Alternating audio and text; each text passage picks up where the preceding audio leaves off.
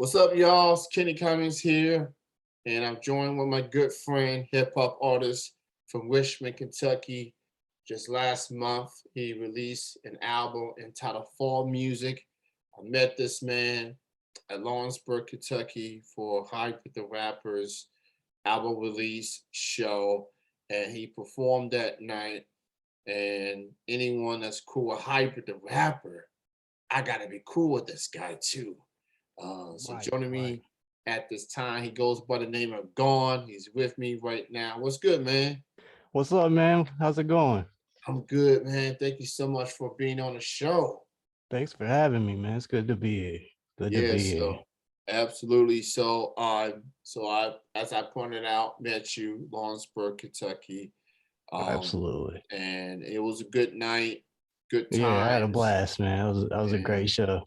so not only did we did it, not only that a show took place, but Right. a music video took place after No doubt. That's rare. that. It That's was rare.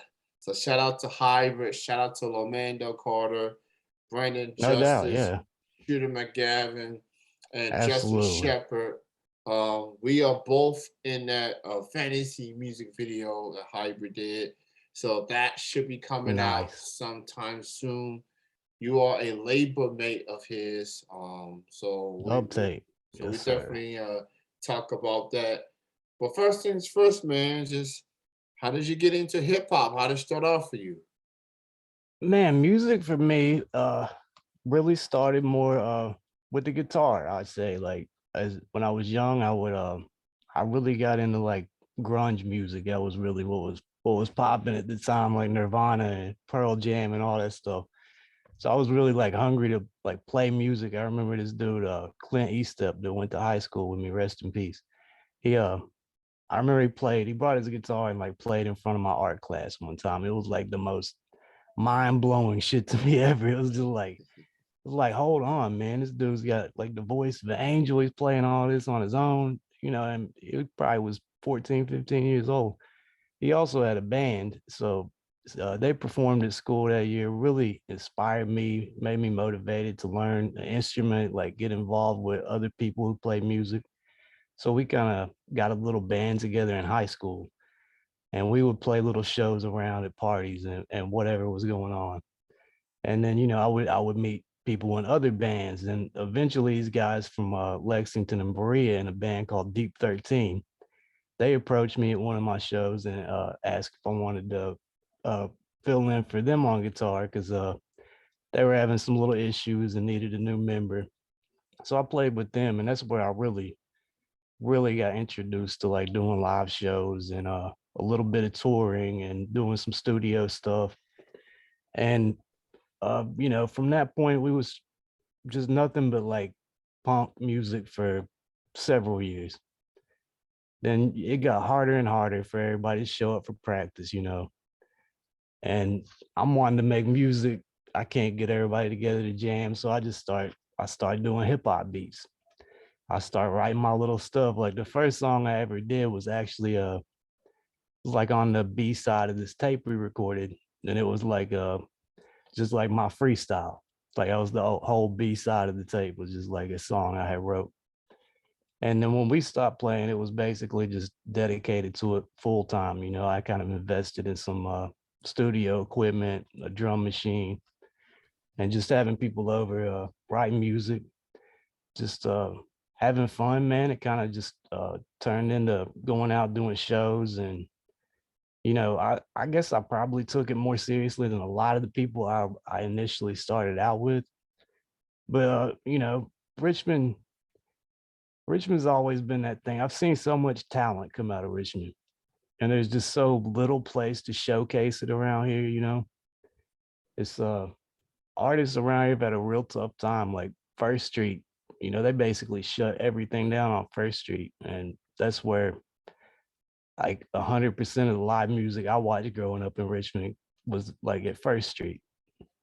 So they took all that away, and there's only maybe two or three places we got down here that really does live music, and even with them, it's few and far between. So, but yeah, that was my start. It was back in I'd say 2002, 2003, and I've been at it ever since. I also, I went to Long Island Recording in Lexington around that time as well, and got my associates because I really wanted to learn everything about it I could. I knew I wasn't gonna have the money to be spending at studios paying, these high hourly rates. So it made more sense to me to invest in home equipment and take that route.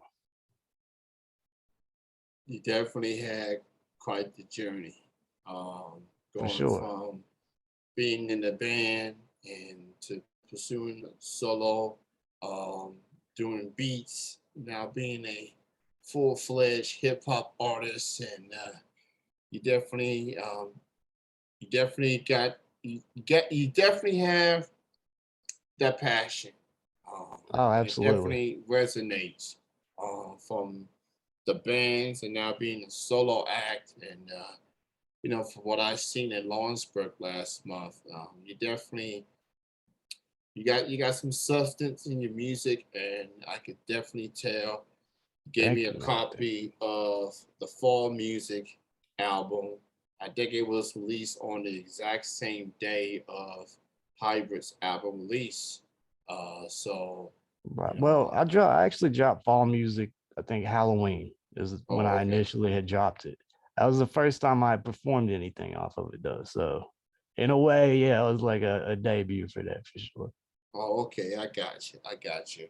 So from the hip hop side, Mhm. since that's your main focus now, Right. um, who are some of your hip hop influences? Who inspired you as an artist per se?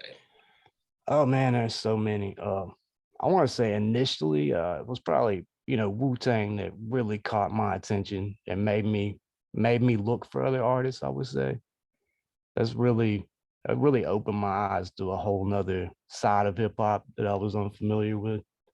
And from that point, like I would go to Lexington and buy records, like just see what the dude at the record store would say was hot, and just kind of see what I mess with. And everybody from Jedi Mind Tricks as far as production, they were, a huge influence. And I'd have to say Definitive Jukes, like that whole camp, really some creative stuff.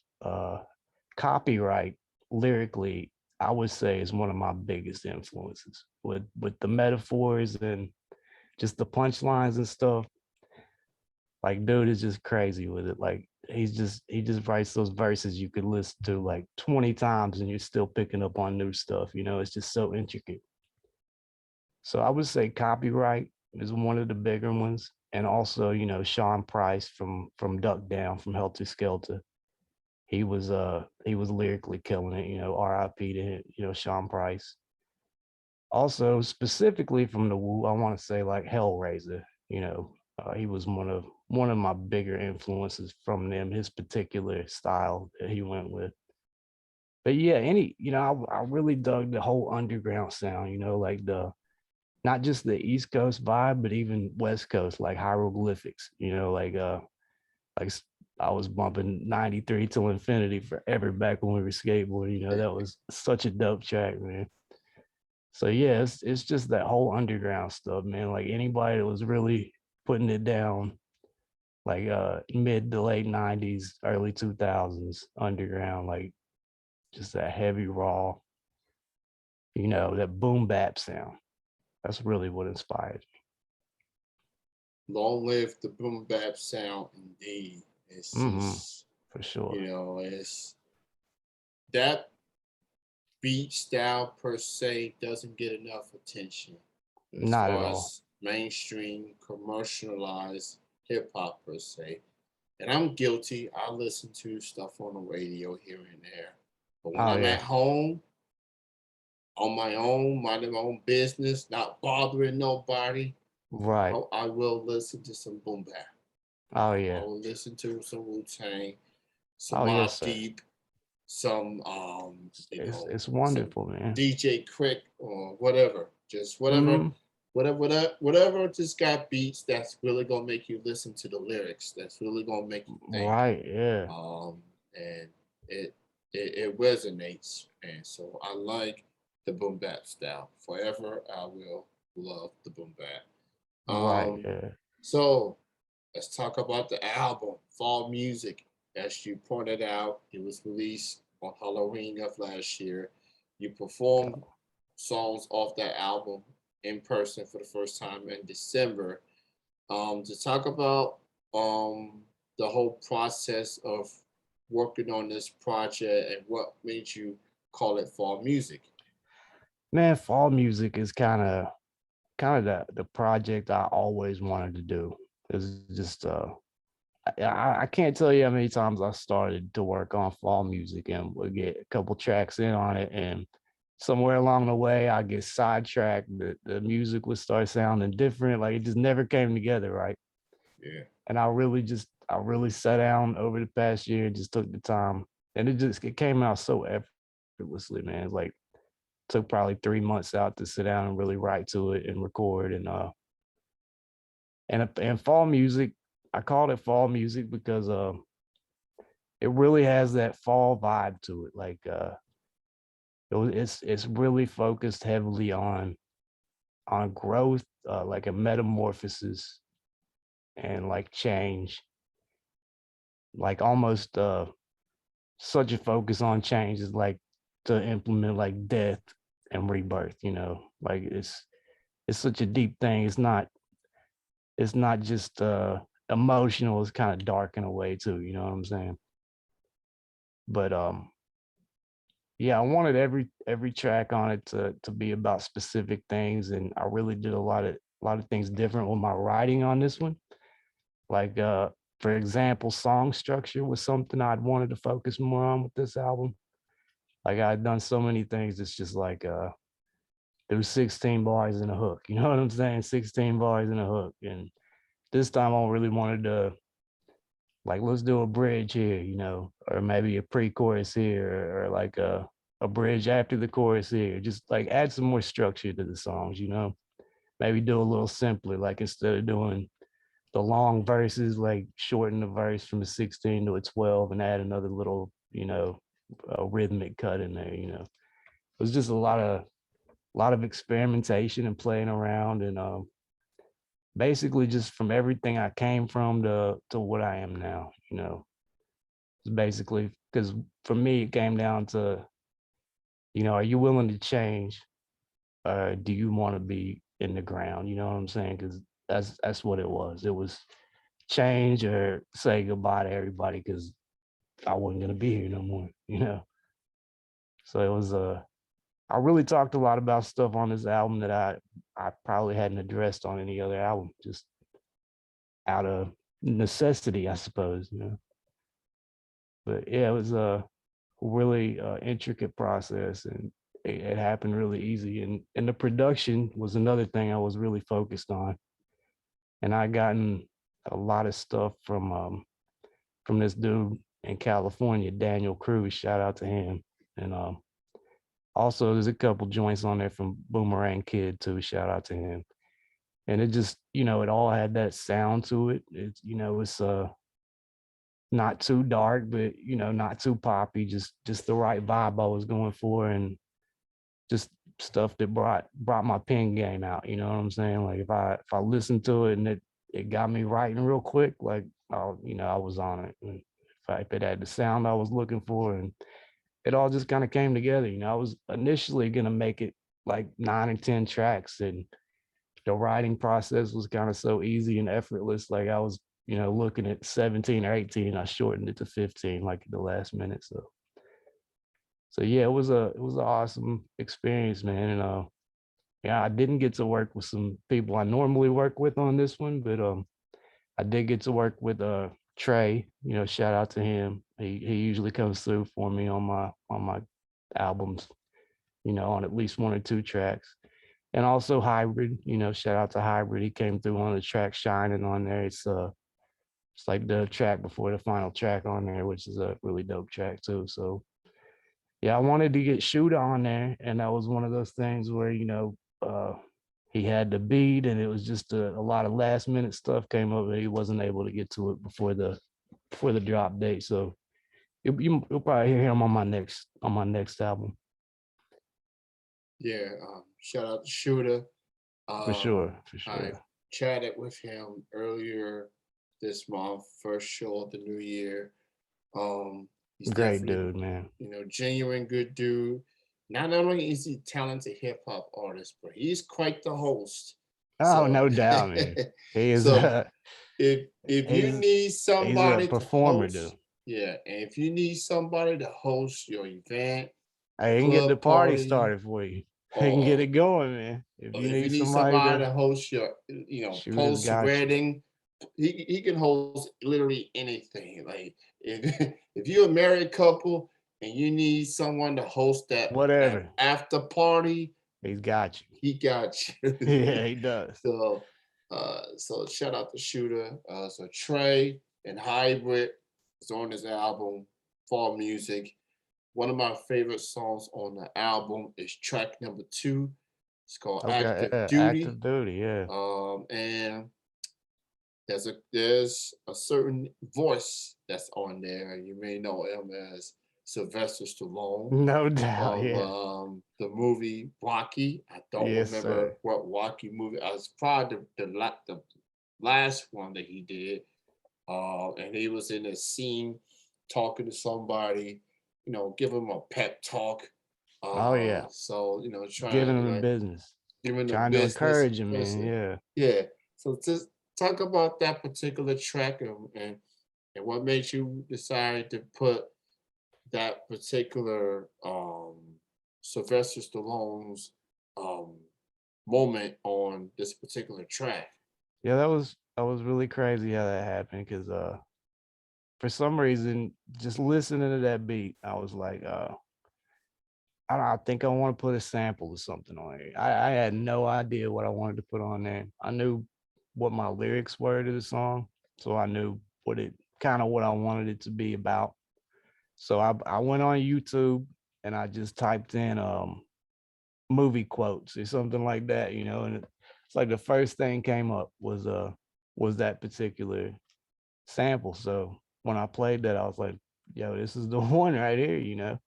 And the way it goes into it and even comes off my last verse, is all you would almost think I put it in there like to match the words or whatever. Like it fits so perfectly. And that was probably one of the songs I had the most fun with on the whole album. Just lyrically, it was just one of the songs that I didn't want to write about anything specific. I just wanted to try to like play around my words and just see how witty I could be with it. So it was a fun track. I love that song. That's one of my favorites too.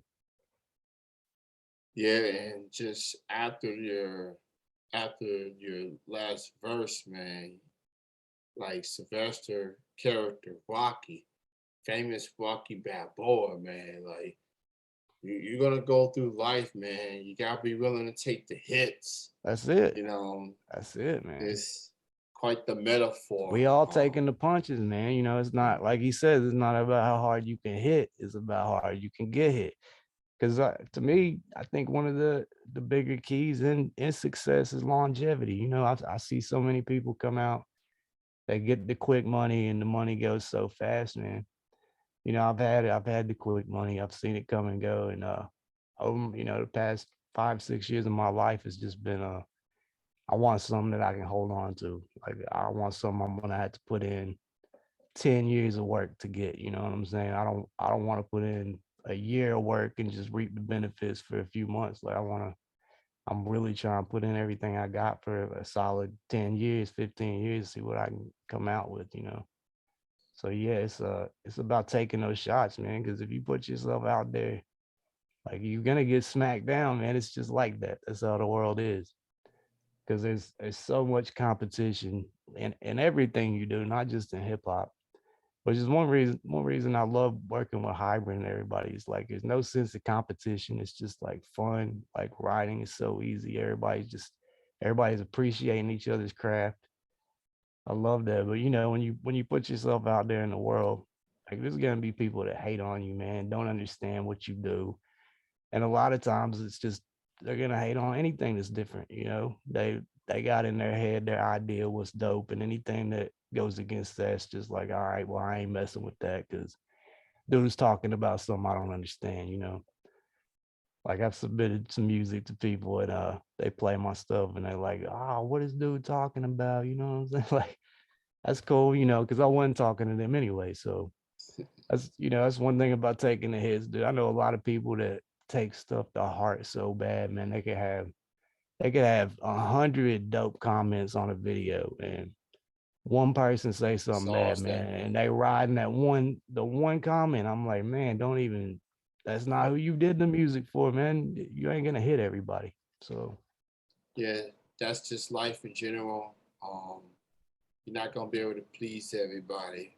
I think too right, many yeah, you got to times be that okay with that. Yeah, yeah, and just you just gotta there's people that gives a damn about you that absolutely, yeah, really man. cares about the craft. So focus more on those individuals.